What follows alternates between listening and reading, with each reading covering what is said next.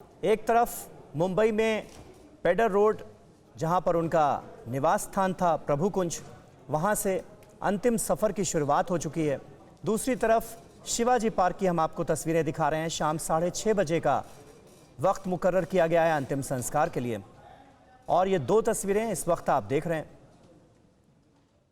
और film industry से जुड़े हुए तमाम कलाकार, तमाम गायक जो आज लता दीदी को श्रद्धांजलि देना चाहते हैं, वो TV9 भारतवर्ष पर लगातार हमारे साथ जुड़ रहे हैं।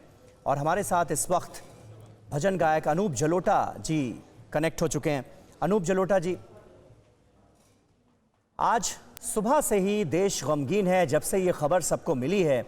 लता दीदी के ना होने का ये जो एहसास है, इसमें कितना खालीपन है आपके हिसाब से? देखिए, लता जी केवल सिंगर नहीं थी, वो सरस्वती का अवतार थी जी। तो अवतार जो लोग लेते हैं तो आते हैं, एक सही दिशा बताते हैं जीवन की। उन्होंने संगीत की सही दिशा बताई, कैसे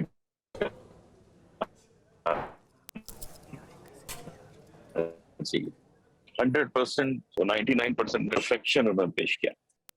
तो बस वो आई, उन्होंने अवतार लिया, लोगों को ये चीज बताई, और उसके बाद कल सरस्वती विसर्जन था तो कल तक रुकी, आज चली गई। तो ऐसे ही करते देवता लोग आते हैं और अपना रास्ता लोगों को बता के चले जाते हैं। चली गई, आज सुबह फिर आएंगी, फिर वो अवतरित होंगी किसी न किसी रूप में और संगीत को एक नई दिशा देंगी। उनके जाने से जो कमी है वो इतनी बड़ी कमी है, लेकिन उनके काम से एक ये बात हुई कि कोई भी लड़की गाना गाती है तो वो सोचती है, मैं क्या थोड़ा सा लता जैसे गा सकती हूँ क्या? जी लता दीदी जी। का मुझमें जरा सा रंग आ सकता है क्या? वो उसके अंदर ये सवाल होता है गाने से पहले, अपने खुद के अंदर। तो ये तो वही कर पाई और तो कोई कर नहीं पाया। तो यही बात लता जी ने हम लोगों को सबको सिखाई है, नया रास्ता दिखाया है। और वो हमेशा, मैं तो कहूंगा कि जब तक ये देश रहेगा, जब तक पृथ्वी रहेगी, उनका नाम और उनका काम हमेशा सराहा जाएगा। जी अनूप जलोटा जी, ये बताइए कि आज आप हमारे दर्शकों के साथ लता दीदी के साथ हुई किसी ऐसी मुलाकात को शेयर करना चाहेंगे जो आपकी यादों में आज भी रची बसी हो? आपकी आवाज नहीं आई। अनूप जलोटा जी, क्योंकि आप लोग एक ही इंडस्ट्री के थे, लता दीदी के साथ कई बार ऐसा मौका आया होगा जब आपका मिलना हुआ होगा। आज कोई एक ऐसी मुलाकात लता दीदी के साथ हुई, याद आती है क्या? बहुत मुलाकात हुई है। 1978-79 से शुरू हुआ मिलने का सिलसिला, जी। और वो अभी तक वैसे ही है, क्योंकि ये लॉकडाउन में मिल तो नहीं पाते थे, लेकिन उनके फोन आ जाते थे। उनका रोज एक व्हाट्सएप आ जाता था, उसमें उनका कोई गाना आ जाता था। फिर मुझे कभी फोन करती थी कि कोई अपना कुछ सुना दीजिए, तो मैं उनको फोन पे भी सुना देता था। और उनको चुटकुलों का बड़ा शौक था, एक ना एक जोक।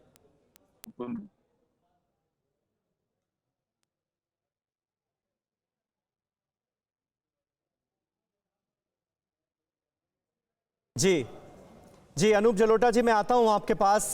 जसपिंदर नरूला भी हमारे साथ मौजूद हैं। अच्छा जसपिंदर जी, ये बड़ी ख़ास बात लता दीदी की शख्सियत के बारे में और पता चल रही है आज, क्योंकि सुबह से हम लोग बातचीत कर रहे हैं उन तमाम लोगों से जो कि लता दीदी की ज़िंदगी के काफ़ी नज़दीक थे, और बहुत करीब से जानने वाला हर शख्स ये कह रहा है कि लता दीदी व्हाट्सएप पर बहुत एक्टिव रहती थी।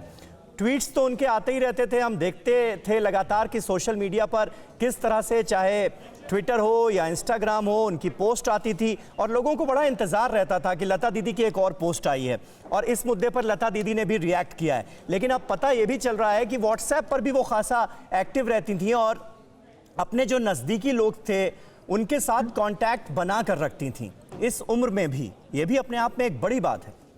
जी, वो वो सोशल थी और शौकीन थी, बहुत चीज़ों का शौक था उनको, खुश मिजाज थी और जैसे कि भैया बता रहे हैं कि चुटकुलों का शौक था, जी। तो वो मतलब हँसी ठट्ठा करती रहती थी हाँ। और बहुत सारी चीज़ें हैं। आज मैंने बहुत लोगों से, हम लोग जब बात कर रहे थे या इंटरव्यूज़ में भी सुनने को मिला आज कि हर एक के साथ जो उनका एक्सपीरियंस रहा और जैसा, तो वो एक आर्टिस्ट जो होता है ना, वो कहीं न कहीं जब सबको खुशी देता है तो उसके अपने अंदर भी जो है ना, वो ऐसा रहता है कि वो खुश होना उसको अच्छा लगता है कि सब में खुशी बाँटे और वो वैसा ही उसका वो रहे, क्योंकि अंदर कुछ ना कुछ कसक जो होती है वो हमारे गानों में निकल आती है। हम लोगों के सब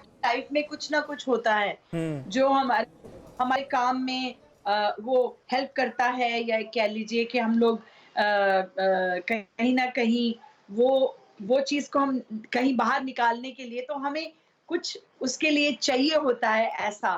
तो वो मिजाज जो है, कई कई बहुत बचपना होता है उसमें, मतलब अ, बहुत ही चुलबुले होते हैं। कई कई लोगों का ऐसा मिजाज होता है। तो लता जी का भी बहुत इनको मुझे पता है कि उनको बहुत चीज़ों का शौक था और वो कैसीनो का भी मुझे पता चला कि कैसीनो में वो उनको बहुत शौक था, जाती थी। और लंदन ऐसा हुआ एक आध बार, तो वो और फिर उनको वो मशीन्स पे खेलने का भी शौक था। तो ये छोटी-छोटी चीज़ें हैं उनकी जो ज़्यादा लोग नहीं जानते, बट कुछ लोग जानते हैं इस चीज़ को कि उनको ये शौक था। फिर गाने वालों को तो ये खाने-पीने का भी बहुत शौक रहता है, खाना, अच्छा जी। खाना, जी। ये सब शौक। तो आई एम श्योर कि ये सब चीज़ें एक इंसान का अच्छा, अस्तित्व। जसपिंदर जी, जिस चुलबुलाहट का, जिस जिंदा दिली का आप जिक्र कर रही हैं, वो लता जी, दीदी की आवाज में भी हमें नजर जी। आती थी। वो खनक जो है, वो उनकी आवाज में भी हमने हमेशा देखा। जी, जो आपका अस्तित्व होता है, जो आपकी पर्सनैलिटी होती है, वो कहीं न कहीं निकल के बाहर आती है। जी। आपका आपकी खुशी, आपका वो चुलबुलापन, आपका बचपना, ये सब आपके गानों में फिर वो फीलिंग्स उस सही तरह से बात है। आती हैं। हम्म। एज़ अ सिंगर मैं बोल रही हूँ, क्योंकि अ, हर इंसान हर चीज़ से जो है, हर चीज़ है उसमें, हम्म। मतलब हर चीज़ का परसेंटेज है आपके जी। अंदर। जी। तो कोई कई लोगों में बचपना बहुत ज़्यादा है, कई लोगों में चुलबुलापन बहुत ज़्यादा है, कई लोगों में गुस्सा ज़्यादा है। तो हर जो आपका मूड है, हर तरह का मूड आपके अंदर होता है। तो वो आपके जब आप सिंगर होते हैं तो आप उसको एक्सप्रेस ज़्यादा कर पाते हैं। आपके गानों से ही वो नज़र आता है। जैसा आप कह रहे हैं, बिल्कुल, बेशक उनके गानों में उनका उनका हर अंदाज़, उनका हर मूड नज़र आता था। बिल्कुल, सुनाई पड़ता था। परवाह देश की, सोमवार से शुक्रवार रात 10 बजे TV9 भारतवर्ष पर।